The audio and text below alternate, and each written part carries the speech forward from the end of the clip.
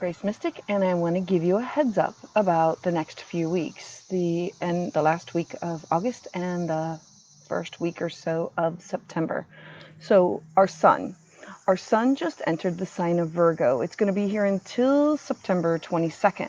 Now, what this means, or what we should be feeling, is Virgo is a mutable, practical earth sign. It's organized and structured.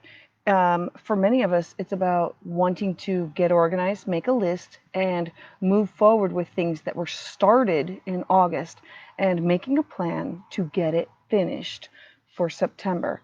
It's kind of like that panicky feeling inside where you say, okay, I might have wasted a little bit of time here. I need to move forward with this. I got to get finished with this. That's our sun. So let's talk about this full moon that's going to be coming up. The full moon is going to be September 2nd.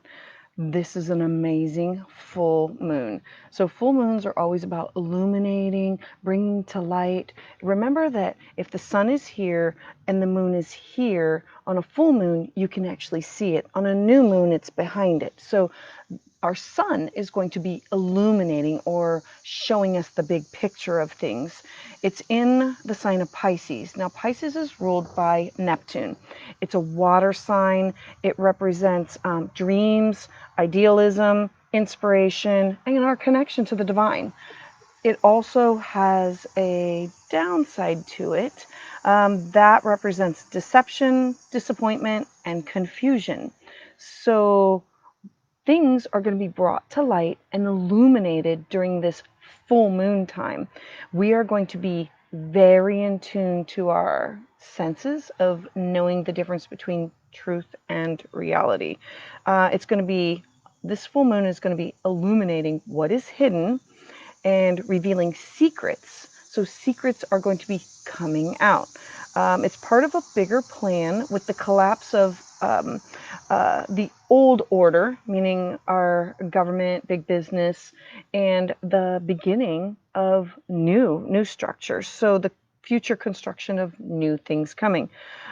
This is about clearing away energy so a new chapter can begin.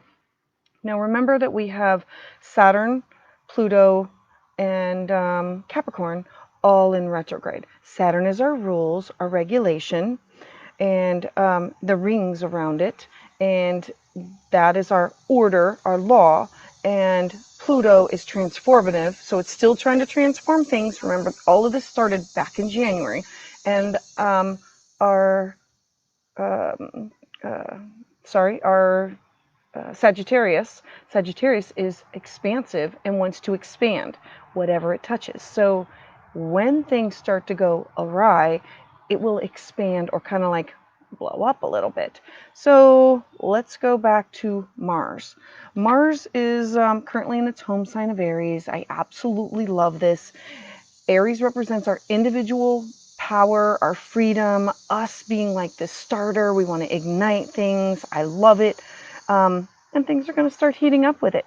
Aries doesn't like to follow the rules. It doesn't like to follow the order. It wants to be its own leader. And Capricorn is like trying to keep its thumb down on top of us. So you can see where it's being played out with the government, with new rules, things that are coming about. Mars is going to square. Square is like a 90 degree, it's like it hits at a 90-degree angle. It's going to square Capricorn, meaning we're going to have some lessons that we're going to learn, or we're going to be able to view or feel some things at this time. Now remember, Capricorn governs our laws, order, regulation, and so we're going to feel a conflict about my individual freedoms. Well, this is how we'll all feel. We will feel that they are being controlled by the government, because we will feel like somebody's trying to keep their thumb on top of us and not let us move forward with what we want to do.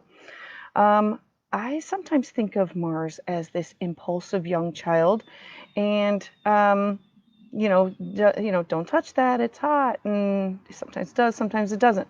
Well, we need to learn to take that impulsivity and turn it inward so we can use it for courage, strength, and our own inner power to work through this and move ourselves, propel ourselves forward with it. Normally, Mars stays in a sign for 6 weeks. It is here for 6 months. Now that's a lot of heat, that's a lot of energy moving forward, that's a lot of ignition to get things done. So mythically, Mars is known as the god of war. Surprise, surprise. And Mars is the planet of energy, action, and sexual desire. So this is how we express our anger, express our desire, our self-assertion. It's our first initial instinct to act and move forward. On September 9th, this is the date, that from September 9th to November 12th, Mars is going to go retrograde. Now, retrograde is when a planet seems to be moving backwards. It's not really moving backwards. It's just like the speed of it is, it's like it's slowing down. Right now, it's moving slow. So we feel like we're unable to get some things done. When it turns retrograde, we're going to feel a little bit unsettled. We're going to feel frustrated with our lack of movement going forward. Whenever a planet is in retrograde, think review, rewind, redo, reignite, reflame, all the re's. So Mars, fire, so we're going to be reigniting, reflaming, refiring things back up again.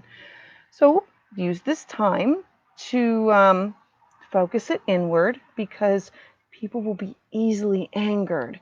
People will be spewing words of venom because they're going to feel it on the inside and not always have the control or feel like they're able to control that Mars fiery energy. So, good news, at the end of this transit, we're going to be seeing our path with a fresh set of eyes. We're going to be discovering new ways to move forward with merging motivation and meaning. This is going to be, it's what was planned, what was meant to be.